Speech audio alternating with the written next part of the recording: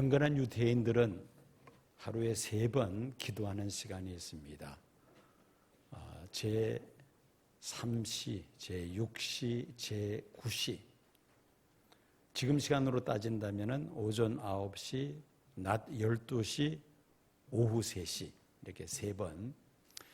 예루살렘 성 안에 있는 사람들은 성전에 와서 기도하고, 떨어져 있는 사람들은 예루살렘 성전을 향하여 창문이 열려져 있는 방에서 하나님을 향하여 기도했습니다. 이것이 경건한 유대인들의 기도 생활입니다.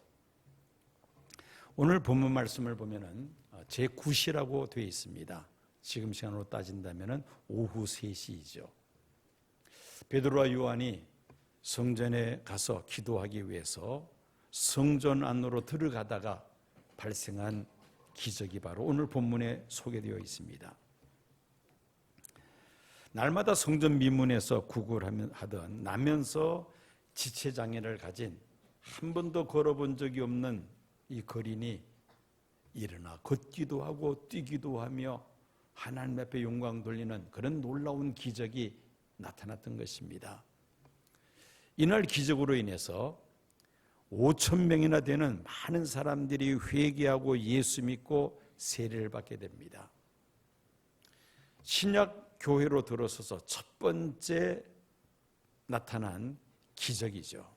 이 놀라운 기적이 바로 성전 미문에서 기도하는 그 오후 3시 기도 시간에 이런 놀라운 기적이 나타났다는 것입니다. 기적은 언제 나타나느냐? 주로 기도하는 시간에 기적이 나타납니다. 특별히 오늘 본문 말씀 보면은 예루살렘 성전에서 이 기적이 발생한 것입니다. 여러분, 우리가 기도한다 해서 100% 응답받는 것은 아니죠. 기도한다 해서 또 바로바로 기적이 나타나는 것은 아닙니다. 그래서 때로는 기도하다가 그만 기도 응답이 안 되니까 낙심하고 포기하는 경우도 있습니다. 그렇지만 기도는 해야 되죠. 왜? 기도하는 사람들만이 기적을 기적으로 느끼게 되고 받아들이기 때문입니다.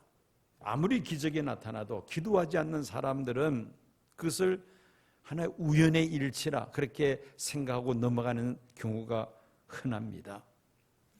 기적을 우연한 것으로 생각지 아니하며 기적을 기적으로 받아들이는 것은 바로 기도하는 사람들이 느끼게 되는 것입니다. 사실 우리가 세상 살면서 기적 속에서 우리가 하루하루 순간순간을 살아가고 있다는 것을 고백하지 아니할 수가 없습니다. 여러분 이 심장이 지금도 계속해서 뛰고 있죠. 이 심장 박동이 5분만 멈추면은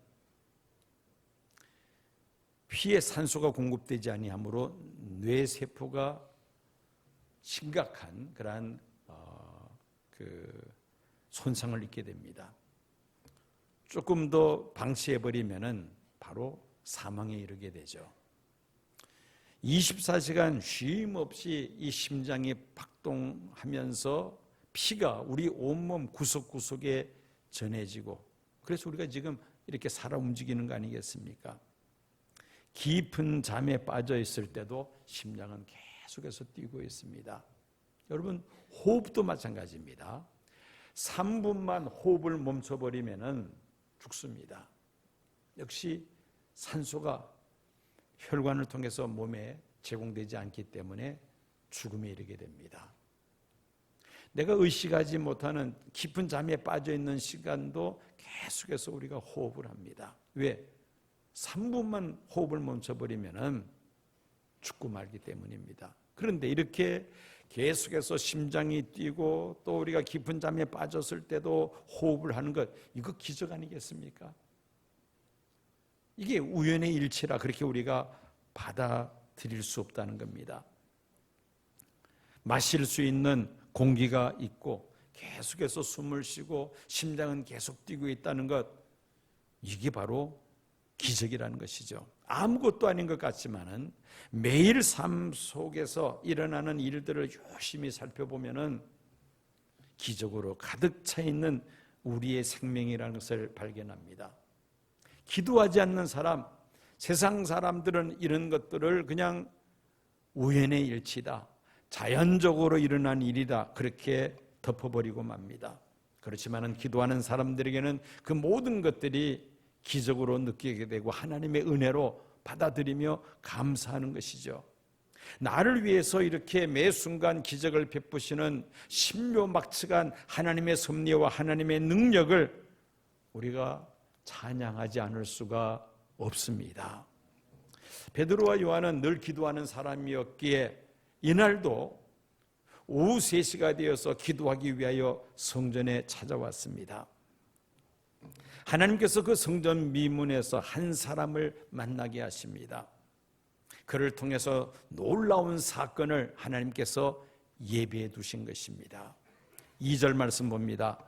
나면서 못 걷게 된 이를 사람들이 메고 오니 이는 성전에 들어가는 사람들에게 구걸하기 위하여 날마다 미문이라는 성전 문에 두는 자라. 여러분들, 예루살렘 성전이 어떻게 생겼는가? 이 당시에 바로 저렇게 생겼습니다. 저건 하나의 모형도입니다. 지금은 저 성전이 없습니다. 저 성전이 있던 터 위에 오말 모스크라는 이슬람 사원이 지금은 세워져 있습니다. 과거에 초대교회 당시에 있었던 그 예루살렘 성전의 모형 그림입니다. 저 그림을 보면은 뒷부분에 성전이 세워져 있고, 그 앞으로 보면은 오른쪽 하단에 문이 하나 있으면 노란색 문이 있죠. 저 문이 바로 미문입니다. 영어 성경에는 Beautiful Gate라고 되어 있습니다. 미문. 저 문 바깥은 이방인의 뜰입니다. 이방인은 저 문 안에 들어올 수 없다는 것이죠. 저 미문을 열고 들어가면은 마당에 나오는데 거기는 여인의 뜰입니다. 유태인들 가운데서 여인들은 저기까지 들어올 수가 있습니다. 그 안에 또 문이 있는데 거기에는 제사장만이 들어갈 수 있는 또 문이 또 있습니다. 지금 사도행전 3장에 기록된 미문은 바로 여러분들 저 그림에서 오른쪽 하단에 있는 노란색 문을 가리킵니다. 이방인의 뜰과 여인의 뜰 그 사이를 막고 있는 문인데 저 문 앞에서 매일같이 구걸하는 사람이 있었다는 것이죠. 이 구걸하는 사람은 선천성 지체장애인이었습니다. 세상에 태어나서 한 번도 걸어본 적이 없는 그런 사람입니다. 사람들이 그를 매일같이 이 성전 미문 앞에 갖다 두었습니다. 왜 사람들이 이 장애인을 그 문 앞에 놓아두었을까요? 무엇을 위해서? 구걸하기 위해서, 동량을 얻기 위해서 매일같이 그 사람을 그 문 앞에 데려다 놓은 것입니다. 구약의 율법을 보면은 이 율법을, 이 선행을 많이 강조하고 있죠. 특별히 고아와 또 가난한 사람과 병든 사람, 소외된 사람들을 돌아보아야 함을 많이 강조합니다. 자, 이제 성전에서 기도하기 위해서 성전 저 문 안으로 들어가는 경건한 유태인들이 저 거린을 볼 때 무슨 마음을 갖게 될까요? 동정심을 갖게 되죠. 그래서 한푼 동냥하고 들어가게 된다는 겁니다. 몫으로 본다면 아주 이 동냥하는 사람, 구걸하는 사람들에게는 저보다 더 좋은 장소가 없죠. 매일같이 이 사람을 그 문 앞에 데려다 놓았습니다. 자, 그런데 이 성전 문 앞에 데려다 주는 사람, 아마도 서너 사람은 되지 않았을까. 그리고 매일같이 데려다 놓는 것이 어떻게 보면 그들의 직업인지도 모르겠습니다. 구걸하는 사람도 완전히 직업이고요. 데려다 주는 사람은 뭐 동업자라 그렇게 말할 수가 있겠죠. 아마도 이 구걸하는 거린보다 데려다 주는 사람의 몫이 더 컸을지도 모릅니다. 왜? 데려다 주는 사람이 갑이고 거린은 을일 수도 있습니다. 어쨌든 이런 협력 속에서 매일같이 이 거리는 그 미문 앞에서 성전에 들어오는 사람들에게 구걸을 했다는 것입니다. 아무런 소망 없이 그저 하루하루 그 동업자들이 데려다 놔주면은 하루 종일 하는 일은 구걸하는 일입니다. 소망이 없이 살아가는 이 거린에게 놀라운 사건이 일어나고 말았습니다. 이날도 이 거리는 습관적으로 이 성전에 들어오고 나가는 사람들에게 구걸합니다. 한 푼만 줍시오. 한 푼만 구걸해 달라고. 3절 말씀 봅니다. 그가 베드로와 요한이 성전에 들어가려 함을 보고 구걸하거늘. 베드로와 요한은 어떻게 보면은 참 습관적으로 성전 미문을 드나드는 그러한 경건한 유태인입니다. 그런데 그날따라 베드로와 요한의 마음속에 감동이 옵니다. 늘 성전에 가서 기도했고 또 성전에 들어갈 때마다 보았던 이 거린인데 이날따라 마음에 감동이 왔던 것입니다. 하나님께서 이 나면서 안진병이 된 이 거린을 오늘 반드시 고쳐주실 것이라는 마음의 확신이 있었다는 것이죠. 베드로가 거린에게 말합니다. 4절 5절 봅니다. 베드로가 요한과 더불어 주목하여 이르되 우리를 보라 하니 그가 그들에게서 무엇을 얻을까 하여 바라보거늘. 평상시 이 거린은 그 문 앞에서 구걸할 때에 지나가는 사람들의 얼굴을 쳐다보지 않았던 것 같습니다.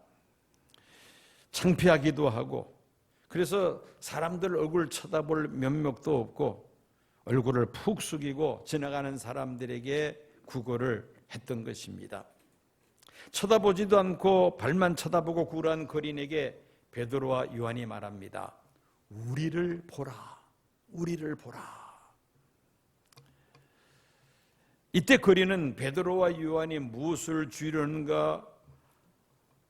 주려고 하는가 보다 생각하면서 기대하는 마음으로 베드로와 요한을 쳐다보게 됩니다. 그리고 눈이 서로 마주치게 되죠.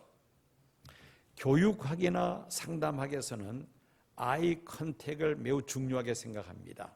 이 아이 컨택이라는 말은 눈과 눈의 마주침을 말합니다. 가끔씩 이렇게 대화를 하는데 상대방의 눈을 쳐다보지 않고 눈을 피하면서 딴 데 쳐다보면서 말하는 사람들 있습니다. 그런 경우는 무언가 진실을 숨기려고 하는 그런 경우가 아닌가 우리가 생각을 하게 됩니다. 그래서 이 대화할 때는 이 상대방의 눈을 쳐다보면서 대화를 해야 합니다. 그럴 때 진정한 교감이 이루어지죠. 서로 소통이 이루어진다는 겁니다.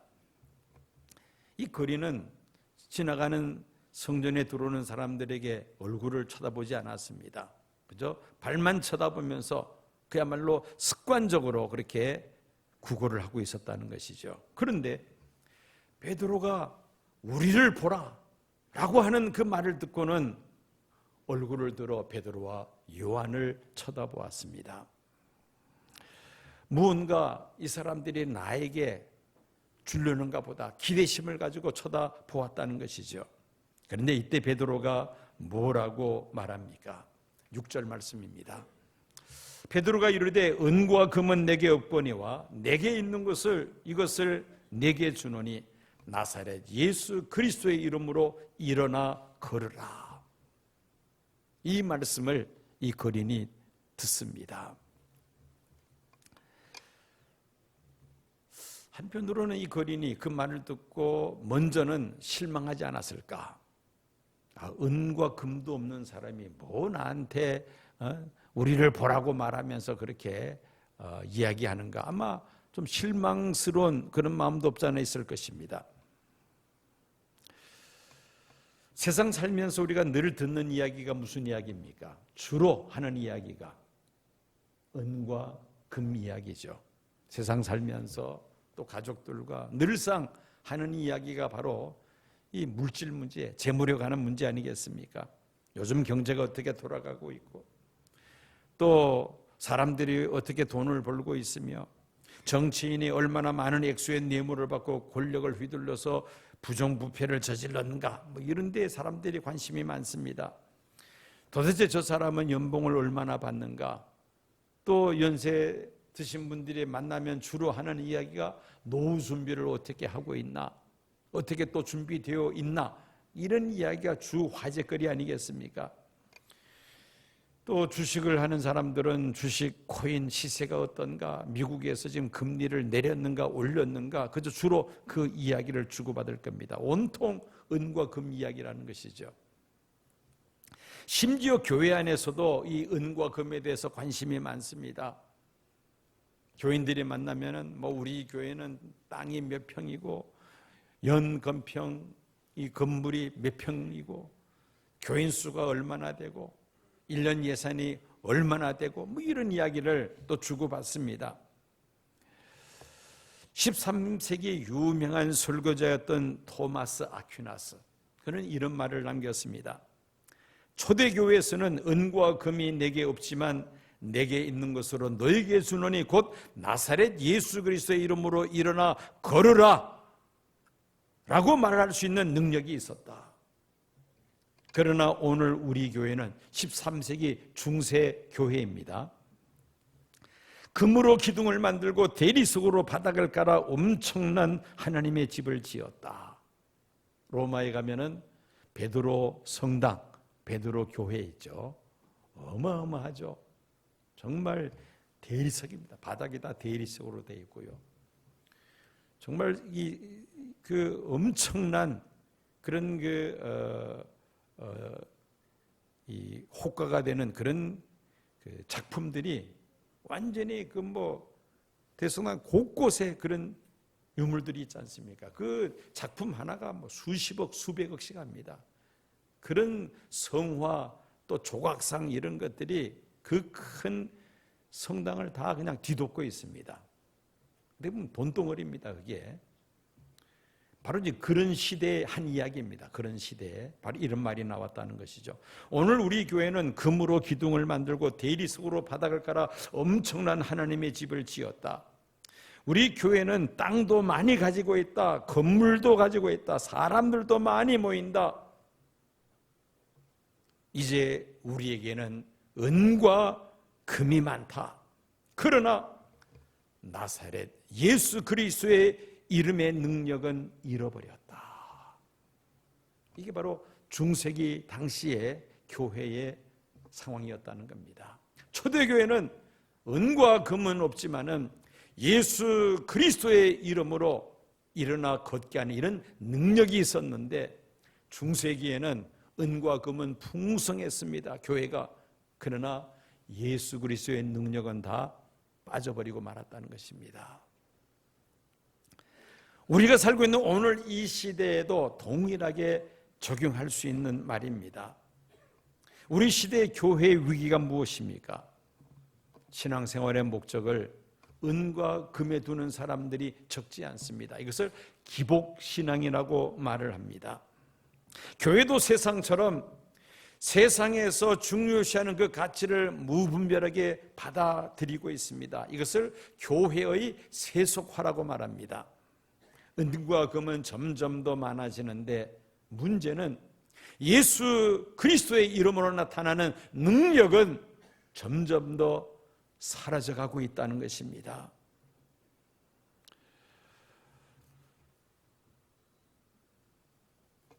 성령 충만한 베드로는 확신을 가지고 이 거린에게 외칩니다. 은과 금은 내게 없거니와 내게 있는 이것을 내게 주노니 나사렛 예수 그리스도의 이름으로 일어나 걸으라. 자, 아마도 여기까지는 우리들도 따라할 수 있습니다. 예수 그리스도의 이름으로 일어나 걸으라. 뭐 말하는 것은 얼마든지 할 수 있잖아요. 그런데 그 다음 베드로의 행동에서 우리는 깜짝 놀라게 됩니다. 7절 말씀 보시기 바랍니다. 오른손을 잡아 일으키니 발과 발목이 곧 힘을 얻고. 베드로가 말만 하고 그친 것이 아니었습니다. 그 거린의 오른손을 잡고 그 거린을 일으켜 세웠다는 것이죠. 그 오르는 손을 잡으니까 이 거린에게 발과 발목에 힘을 얻었다는 것입니다. 나이가 40세 된 사람인데 한 번도 걸어본 적이 없는 사람입니다. 태어날 때부터 장애를 가지고 태어났으니까. 그러니 하체의 근육이 전혀 발달되지 않은 사람입니다. 그런데 베드로가 그 사람의 오른손을 잡고 일으켜 세웁니다. 이게 바로 베드로의 믿음이죠. 베드로의 행동하는 믿음입니다. 말은 누구든지 할 수 있습니다마는 손을 내밀어서 이 사람을 일으켜 세우는 것, 이거는 베드로와 같은 믿음의 사람이 아니면 할 수 없는 일이죠. 한번 여러분들 저 그림을 보십시오. 아주 재미있는 그림이죠. 오른쪽에 두 사람이 서 있는데 앞에 있는 사람이 베드로, 뒤에 있는 사람이 요한. 또 그 앞에서 펄쩍 뛰는 사람이 누구죠? 거린이죠. 그리고 뒤에 성전을, 예루살렘 성전을 배경으로 하고 있습니다. 우리는 이 모습을 보면서 우리도 베드로처럼 나사렛 예수 그리스도의 이름으로 일어나 걸으라, 우리가 외칠 뿐만 아니라 손을 내밀어서 그 사람을 일으켜 세울 수 있는 그런 믿음이 우리에게도 있어야 할 줄로 믿습니다. 여기서 이제 손을 내밀어서 일으켜 세운다는 것은 우리의 행동을 말하죠. 말만 하고 뒤로 서는 것이 아니고 병든 사람과 함께 아파하고 괴로워하는 사람을 위로하고 슬퍼하는 사람과 함께 눈물 흘리며 슬퍼할 수 있는 그러한 행동, 시간을 내어서 곁에 함께 있어주고 함께 울어주고 또 위로하며 보듬어주는 이런 행동들이 뒤따라야 한다는 겁니다.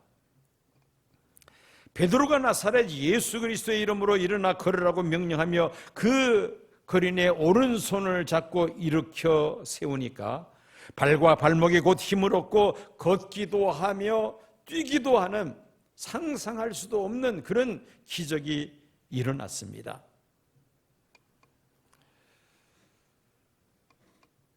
이 거린이 일어나 걷기도 하고 뛰기면서 하는 일이 무엇이었습니까? 하나님을 찬송하였다라고 기록하고 있습니다.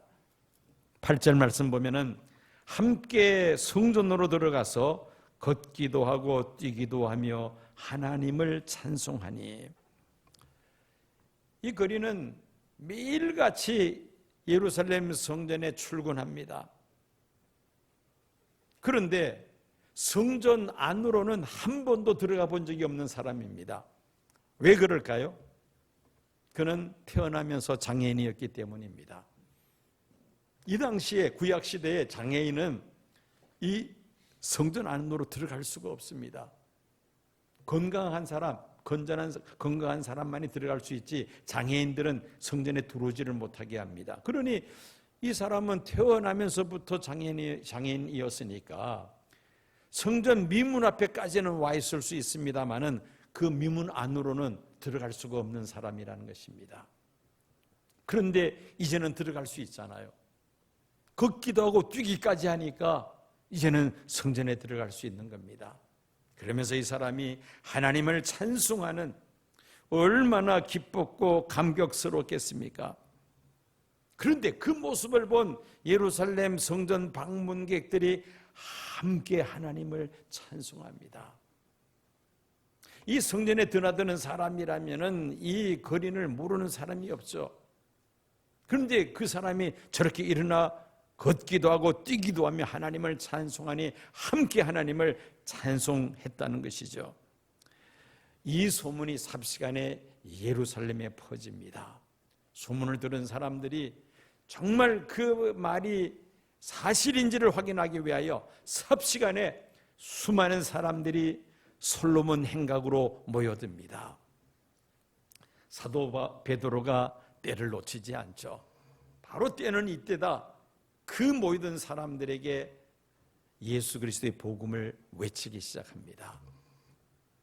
내 힘으로 이 사람을 일으켜 세워 걷기도 하고 뛰기도 한 것이 아니라 여러분들이 십자가에 못 박은 예수, 죽은 지 사흘 만에 부활하신 예수, 우리가 그토록 기다렸던 메시아, 그 예수의 이름으로 이 사람이 일어나 걷고 뛰게 되었다 하며 예수 그리스도의 복음을 외칩니다. 그 말씀을 듣고 그날 마음의 찔림을 받아 회개하고 형제들아 우리가 어찌할꼬 회개하며 예수를 구주로 영접하고 세례받은 사람들의 숫자가 몇 명이었다고요? 5,000명이었다고 성경은 기록을 하고 있습니다. 한 사람의 변화가 수천 명의 삶을 변화시키는 이런 놀라운 일이 발생하게 되었다는 것입니다. 11월 12일 청동원 전도 축제를 선포하고 한 사람이 3사람 이상의 예비신자를 작정합시다 말하면서 지난주에 예비신자 카드를 나눠드렸습니다. 저도 이 카드를 가지고 새벽마다 기도하면서 예비신자 3사람을 작정해야 되는데 내가 누구를 작정해야 하나. 어제 새벽까지, 그저께 새벽까지 기도하면서 한번 머리를 짜내도 이름 쓸 대상자가 없는 겁니다. 제가 왜 이런 말을 하느냐면은 여러분들 아직 카드 못 내신 분들 위로하기 위해서 제가 하는 말입니다. 어제 설교 준비하면서도 누구 3사람 누구 이름을 써야 될까 생각나는 사람이 없어요. 왜? 하루 종일 만나는 사람이 목사, 장로, 집사, 권사, 교인들만 매일같이 만나지 안 믿는 사람 만나서 대화할 수 있는 시간이 거의 없잖아요. 거의 없습니다. 그러니 뭐 이름 쓸 사람이 없는 겁니다. 아마 저 같은 사람들이 이 자리에도 적지 않을 것 같아요. 교회 생활에 열심 내는 사람일수록 더 그렇습니다. 그래서 제가 지난 금요일에도 그런 이야기를 했어요. 금요기도회 때도 통장하시라고, 동네 통장하시라고. 우리 아파트 보니까 게시판에 통장 모집이라고 붙여 있더라고요. 통장을 하면은 어떻게 됩니까? 가가호호 내가 맡은 통원은 언제든지 들어갈 수 있잖아요. 문을 두들깁니다. 벨을 누릅니다. 누구세요? 통장입니다. 그러면 바로 문을 열어줍니다. 시온교에서 왔어요? 우리 교회 안 나가요. 문도 열어주지도 않습니다. 통장이라 그러면 문 다 열어주잖아요. 평상시에 안 믿는 사람과의 교류가 전혀 없다 보니까 이름 쓸 사람이 없어요. 그래서 저 통 안에 카드를 못 넣는 사람들의 마음을 저는 충분히 이해합니다. 왜? 제가 바로 또 그런 사람이기 때문에. 그래서 또 기도하면서 오늘 아침에도 설교 마무리하면서 또 기도했어요. 오늘까지 3사람 써야 되는데 어떡합니까? 오늘도 못 썼어요. 저도 못 냈습니다. 근데 쓸 겁니다. 못 쓸 텐데. 지나가면서 스쳐 지나가는 아파트 경비원, 그죠? 새벽마다 신문을 배달하는데 새벽 기도할 때 가끔씩 만납니다. 어쨌든 우리가 만나는 사람들이 주변에 있는 것이죠.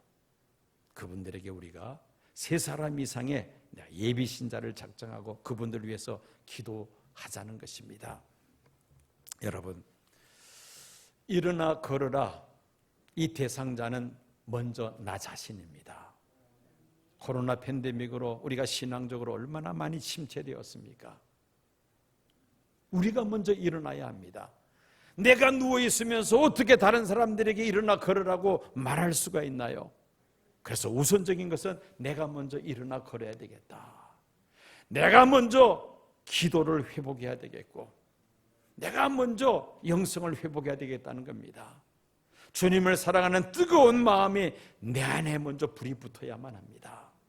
그리고 이제는 우리의 예비 신자들에게 이 복음을 우리도 전할 수 있어야 됩니다. 은과 금은 없으나 내게 있는 이것으로 내게 주노니 나사렛 예수 그리스도의 이름으로 일어나 걸어라. 줄여서 오늘 설교 제목입니다. 따라하시기 바랍니다. 나사렛 예수의 이름으로 일어나 걸어라. 한 번 더 합니다. 나사렛 예수의 이름으로 일어나 걸어라. 우리의 예비 신자들을 정하고 위에서 기도하고 우리가 그들에게 이 말씀을 선포하고 그들의 오른손을 잡아 일으켜 세움으로 말미암아 영적으로 살아나는 이런 놀라운 구원의 역사가, 생명의 역사가 이번 전도 축제를 통해서 풍성하게 나타나게 될 줄로 믿습니다.